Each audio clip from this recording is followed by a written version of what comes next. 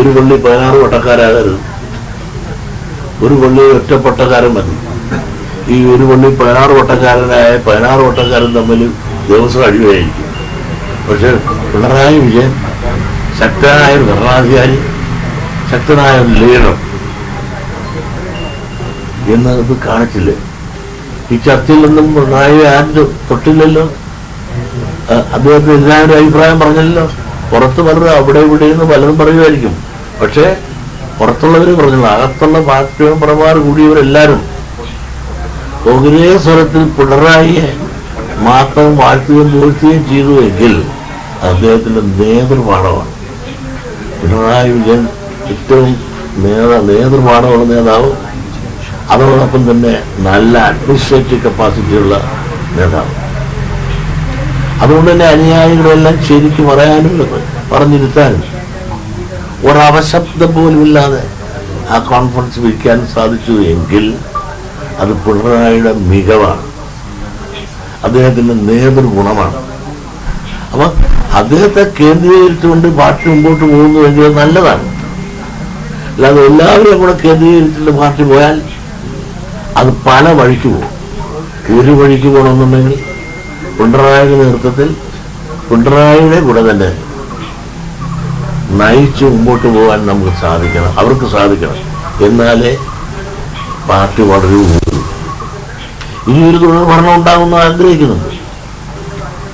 നിങ്ങളൊന്ന് ആലോചിക്കണം, ഇനിയൊരു തുടർ ഭരണം ഉണ്ടാകുമെന്നുള്ള ആ ഉറച്ച വിശ്വാസവും പ്രതിജ്ഞയും കൂടിയാണ് ഇന്ന് ആ യോഗം കൊല്ലത്ത് വിരിയുമ്പോൾ അവരുടെ പ്രതീക്ഷ കൂടുതൽ ഉയരുകയാണ് ചെയ്തത്. മറ്റൊന്നും കൊണ്ടല്ല, ഇടതുപക്ഷത്തിന്റെ ശക്തമായ പ്രകടനം കൊണ്ടോ അല്ല. ഇന്ന് UDF എവിടെ കിടക്കുന്നു? അവർ തമ്മിൽ തന്നെ ഛിന്ന ഭിന്നമായി കിടക്കുന്നു. അപ്പൊ ഈ രാജ്യത്ത് എന്തുകൊണ്ടും ഉറച്ചൊന്നിച്ചു നിൽക്കുന്ന ഇടതുപക്ഷ വോട്ട് ഒച്ചു കാണും. വലതുപക്ഷ വോട്ടുകളെല്ലാം തന്നെ ഛിന്ന ഭിന്നമാകുന്നു. അതുകൂടാതെ തന്നെ NDA വളരുന്നു. NDAയുടെ വളർച്ച UDFന്റെ തളർച്ചയാണ്. അതുകൊണ്ട് ഈ LDFന്റെ ഐശ്വര്യം എന്ന് പറഞ്ഞാൽ NDA ആണ്. അതുകൊണ്ട് തന്നെയല്ല നിങ്ങൾ ആലോചിച്ച് നോക്കൂ, കയ്യിച്ചെറിയാൻ ജയിക്കുന്നതെന്ന ത്രികോണ മത്സരം കൊണ്ടാണ്. നേരത്തെ അവിടെ കോൺഗ്രസ് മാത്രം ജയിച്ചുകൊണ്ടിരുന്ന സ്ഥലത്ത് BJP കുറെ വോട്ട് പിടിച്ചു.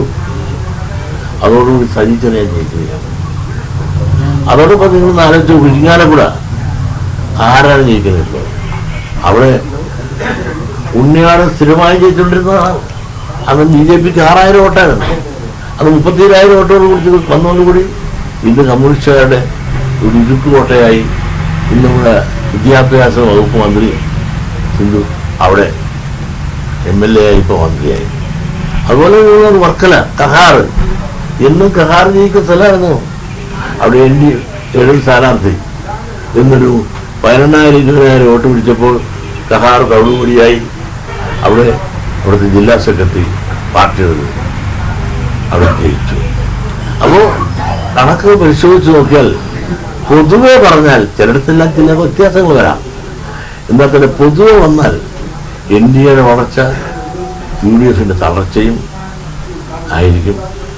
അതുകൊണ്ട് തന്നെയാണ് തുടർ ഭരണം ഇനിയും പിണറായി തന്നെയായിരിക്കും. പിണറായി മാറിക്കൊണ്ട് ഒരു നേതാവായിട്ട് ആരെ അവതരിപ്പിച്ചാലും അത് ഫെയിലിയറായിരിക്കുന്നത് മാത്രമല്ല, കമ്മ്യൂണിസ്റ്റ് പാർട്ടി തന്നെ പരസ്പരം വെട്ടിപിരിക്കാനായിട്ട്, സ്ഥാനത്ത് വേണ്ടി വെട്ടിപിരിക്കാനായിട്ട് വരുന്ന പല ആളുകളാണ്. പക്ഷെ പിണറായിയുടെ സീറ്റിലേക്ക് വരാൻ ആരുമില്ല. ആ പിണറായിയെ ഒഴിവാക്കിക്കൊണ്ട് നേതൃസ്ഥാനത്തേക്ക്, അടുത്ത മുഖ്യമന്ത്രി സ്ഥാനത്തേക്ക് മറ്റൊരാളെ മുൻപിൽ അവതരിപ്പിച്ചുകൊണ്ട് പാർട്ടി മുമ്പോട്ട് പോകാനാണ് ഭാവിക്കുന്നതെങ്കിൽ അത് പാർട്ടിയുടെ സർവനാശത്തിലേക്ക് ചെന്ന് അവസാനിക്കുമെന്നുള്ള കാര്യത്തിൽ യാതൊരു സംശയമില്ല.